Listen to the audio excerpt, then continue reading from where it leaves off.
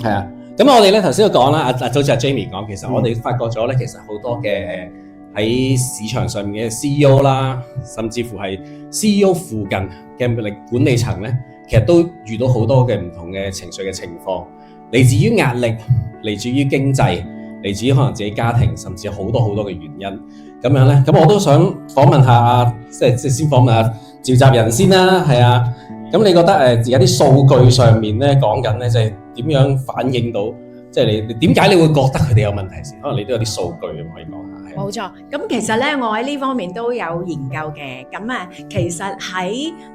我哋 Nasdaq 咧，佢上市所有嘅公司裏邊咧，其實 AI 最近咧係可以探索到從阿 CEO 嘅聲音講佢哋嘅 press release 嘅時候咧，其實係揾到超過一半以上嘅咧，佢哋係有啲情緒嘅壓力嘅，係啦，咁所以呢個咧就係非常之得意嘅嘢，因為我哋冇錯啦。即係意思就係話咧，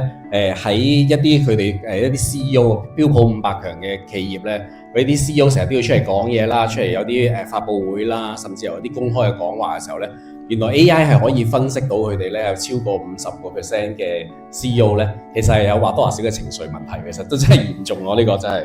如果你對我哋嘅內容有共鳴，請你俾個 like 嚟支持我哋，